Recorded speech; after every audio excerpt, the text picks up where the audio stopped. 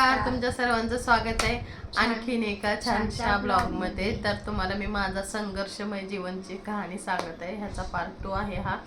तर मी म्हटलं होतं आमच्या आऊंचं ॲक्सिडेंट झाला होता, तर ते सिव्हिल हॉस्पिटलला होते सोलापूरच्या। तो तिथला स्ट्रगल केला, 6 महिने आम्ही परत घरी राहिलो। तर त्यांची जखम काय कव्हर होत नव्हती, खूप दिवस त्यांना काम करता येत नव्हतं, कारण उजव्याच हाताला लागल्यामुळे कुठं कामाला जात नव्हते, काय नव्हते, घरी बसून असायचे। मग सासरे खूप बोलायचे, सगळेच बोलायचे आणि मला पण वाईट वाटायचं। मला तर एवढं काही समजच नव्हती कुठल्या गोष्टीची, म्हणजे असं कामाला गेलं पाहिजे, खायला आणलं पाहिजे। मला काय जे यायचं ते मी आपलं खायचे, काम करायचे आणि बसायचे आणि पोराला सांभाळायचे। मी माझं एवढंच काम करायचे। मग नंतर ना मला सगळे म्हणले तुम्ही पुण्याला जा, पुण्याला जा। मग मी पुण्याला आले। पुण्याला आल्यानंतर मी इथून जायच्या अगोदर 6 महिन्यापूर्वी मी म्हटलं नाही का, आधीच आम्हाला इथनं काय कारणास्तव पाठवलं होतं गावी, म्हणजे इकडून हाकलून दिलं होतं। तर आम्ही तेव्हा मला सगळ्यांनी मदत केली, तर मी इथं एक खोली विकत घेतली होती। तर त्यासाठी आमच्याकडे पैसे नव्हते। खरं तर मी ती पैसे आणण्यासाठी गावी गेले होते, पैसे आणण्यासाठी गावी गेलते। तर त्याच्यामध्ये एवढं झालं काय, म्हणजे ॲक्सिडेंट झाला हे। मग त्याच्यामध्ये 1 वर्ष 1.5 वर्ष आमचं असंच गेलं आणि 6 महिने 14,000ची खोली घेतली होती। तर 6 12,000 माझ्याकडे ते पण नव्हते। तर मग 12,000 6,000 आमच्या म्हणजे माझ्या आजीनी, आजोबांनी, माझ्या वडिलांनी, आईनी, आमच्या आईच्या आत्यांनी, यांनी सगळ्यांनी मिळून आम्हाला थोडेफार पैसे दिले आणि आमच्या सासऱ्यांनी काहीतरी 2-3 हजार रुपये दिले त्यावेळेस। आणि आमच्याकडे काय थोडेफार पैसे होते, असे मिळून आम्ही त्या खोलीवाल्याला 12,000 रुपये दिले आणि 2,000साठी ते आम्हाला चावी देत नव्हता घराची। आणि शिवरात्र होती मला आठवते, म्हणजे ते घर आम्ही विकतच घेतलं होतं, भाड्याने वगैरे नाही। ते पण आम्ही चांगल्या एरियात घेतलं नव्हतं एकदम, म्हणजे तेव्हा एवढं समज नव्हती की चांगल्या एरियात घ्यायला पाहिजे। तेव्हाची खरं तर चुकी, आतापर्यंत आम्ही भाड्याने राहतोय। म्हणजे तेव्हा जर मी ते घर असं चांगल्या एरियात कुठे घेतलं असतं तर आज मी स्वतःच्या घरात असते, मी तुम्हाला स्वतःच्या घरातून व्हिडिओ काढत असते। पण आज भाड्याच्या घरातून व्हिडिओ काढते। ठीक आहे, कधी ना कधी माझं स्वतःचं घर पण होईल आणि मी जाईल, पण मला स्वतःवर असा एवढा कॉन्फिडन्स आहे की मी स्वतःच्या घरात जाणार, नक्की जाणार। आणि तुम्ही सगळ्यांनी सपोर्ट केलं तर नक्कीच जाईल मी। मग आम्हाला ते 2,000साठी रूम देत नव्हते। मग माझ्या आजीनी थोडीशी मदत केली, म्हणजे तेव्हा 1,000-500 रुपये म्हणजे खूप खूप असायचे तेव्हा। आताचे कसे 5-10 हजार रुपये आहेत, तसे 1,000-500 रुपये त्यावेळेसची किंमत होती पैशाला। मग ते नव्हते, मग आम्ही कसे करून ते पैसे जमवले आणि त्या खोली मालकाला दिले। मग आम्हाला ती खोली दिली। तर शिवरात्री दिवशी आम्हाला ती खोली दिली। तर सारवायचं घर होतं, कडीनी मातीच्या भिंती होत्या आणि सारवायचं होतं। मग आम्ही थोडं बदल करत इकडच्या तिकडच्या अशा मिक्स मॅच फरशा आम्ही घरामध्ये बसवल्या त्या। ही कशी आता घरामध्ये फरशी आहे तशी नव्हती, एक वेगळी अशा जुन्या पाण्या सगळ्या गोळा करून आम्ही तशा फरशा बसवून घेतल्या एका गवंड्यांकडून।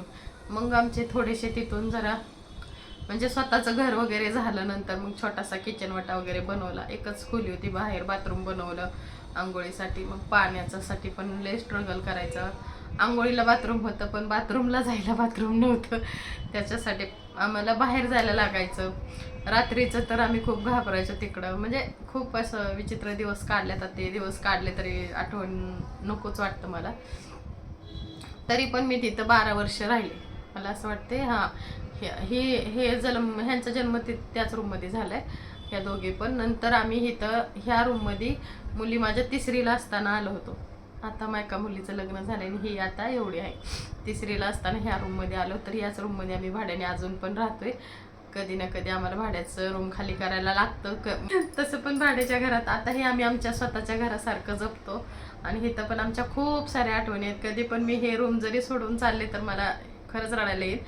ते जेव्हा मी स्वतःचं घर सोडून आले होते ना, थोडंसं वाईट वाटत होतं काय कारणास्तव, पण मला ते घर सोडावं लागलं। भांडण वगैरे कोणाशी केलं नाही, कधीच भांडण करून मी कधीच कुठून गेले नाही। फक्त विचित्र लोक असायची, मुलांना चांगलं वळण लागणार नाही किंवा काय असं काहीतरी होईल म्हणून आम्ही तिथलं घर सोडलं। खरं तर ते स्वतःचं घर आम्ही विकून टाकलं नंतर। मग मला नंतर काही वर्ष गेली, थोडीशी चांगली गेली। मग मुलगा मोठा झाला, 5-6 वर्षाचा झाला, त्याचा बड्डे झाला। नंतर हिचा जन्म झाला।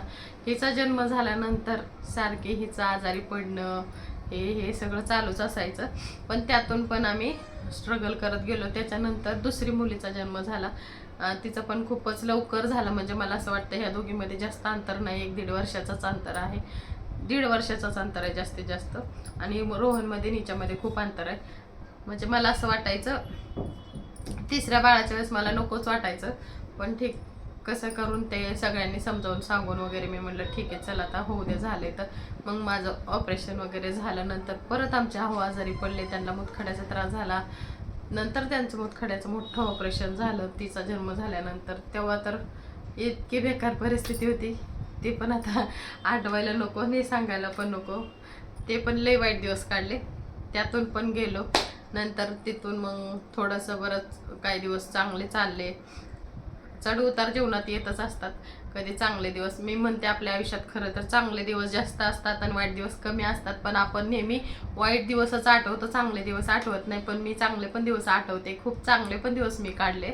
मग काही वर्ष खूप चांगली गेली. नंतर मी तिसरीला मुली गेल्यानंतर मला असं वाटायला लागलं की आता तिकडचं वातावरण बरं नाही, आपली मुलं तिथं बिघडतील, मुलांना चांगले वळण लागणार नाही. पण मी गर्वाने सांगू शकते की माझ्या 3ही मुलांना मी खूप चांगले संस्कार दिले आणि चांगलं वळण लावलं. हे मला स्वतःला कॉन्फिडन्स आहे. आज कुठंही मला ह्या एरियात पण कुठं पण विचारलं तर माझ्या मुलांबद्दल कौतुक होतं. तर ते मी आई म्हणून मला त्यासाठी पण खूप भारी वाटतं. माझी मुलं कोणी पण आलं तर त्यांचा आदर सत्कार एकदम व्यवस्थितरित्या करते. पण मी कुठं जरी पैशा पाण्याने जरी कमी असले तर मी माझ्या मुलांच्या बाबतीत गर्वाने सांगू शकते की माझ्या 3ही मुलांना मी एकदम छान वळण लावले. मुलगी पण माझी सासरी एकदम छान आणि आनंदात राहते. तिथले लोक पण तिचं कौतुक करतात, त्यामुळे तर मला अजूनच भारी वाटतं. ही थोडीशी बोलायला शांत आहे, पण जास्त नाही बोलत. पण असं कधी कोणाचं मन दुखवलं असं कधीच माझी मुलं बोलत नाहीत कोणालाच. मला त्या गोष्टीचा खरंच अभिमान आहे. मग नंतर आम्ही तिथून मग हिथं आलो.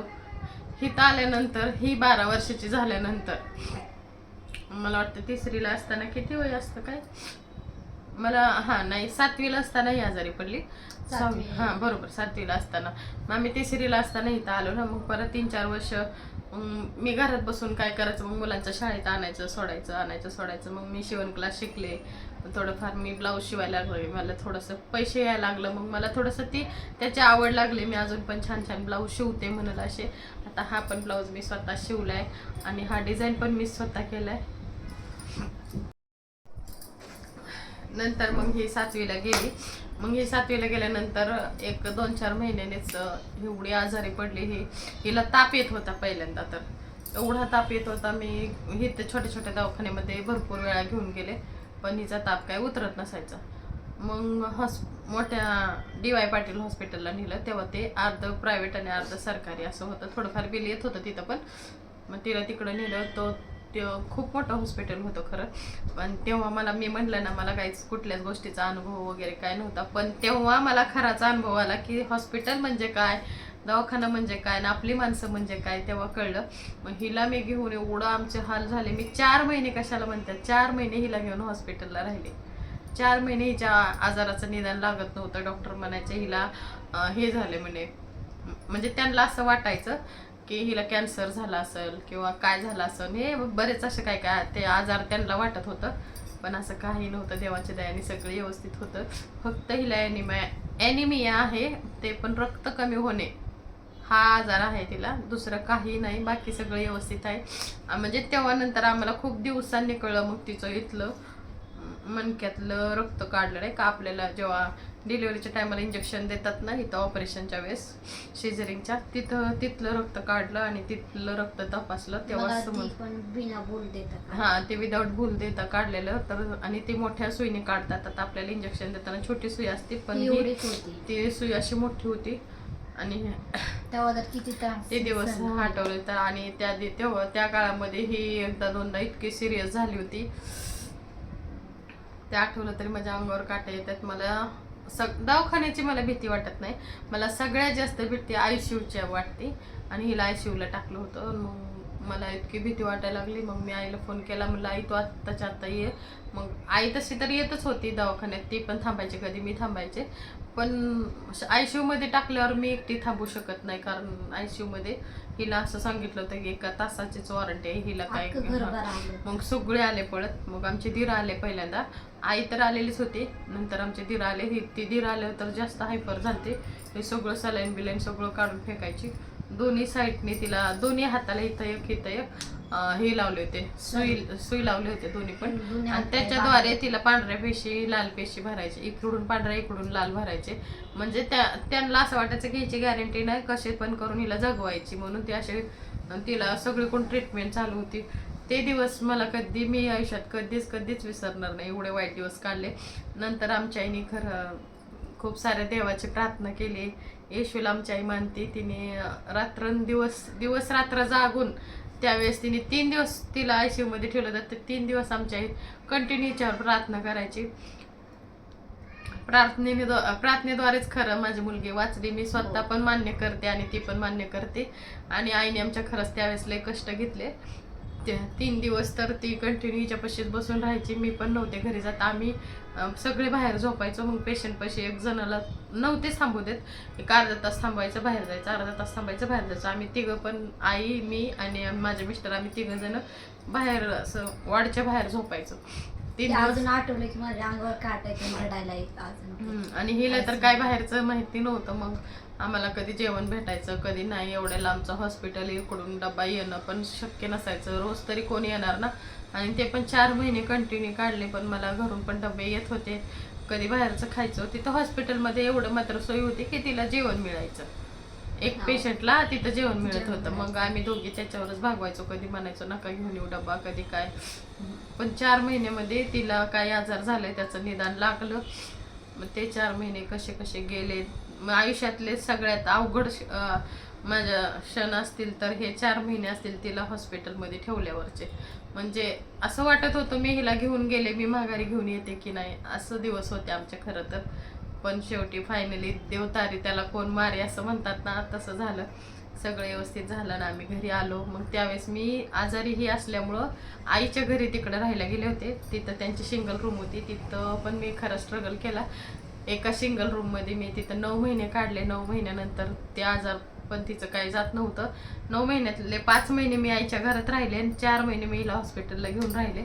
आणि माझे मिस्टर येऊन जाऊन करायचे, माझ्याकडे यायचे. आणि तेव्हा देव करू पैसे पण व्यवस्थित येत होते. हिच्या सगळ्या आजारपणाला आम्हाला व्यवस्थित पैसे पुरवून, त्या देव म्हणतात ना, देवाने आपल्याला बनवलंय तर काहीतरी योजना केलेली असते आपल्यासाठी. तर देवाने आम्हाला त्या टायमाला सगळीकडून पैसे दिले. आणि हिचं आजार पण सगळं त्या दवाखान्याचे, रक्त आणायचं म्हणा, पांढऱ्या पेशी आणायच्या, लाल पेशी आणायच्या, सगळं पैसे आम्हाला येत होते.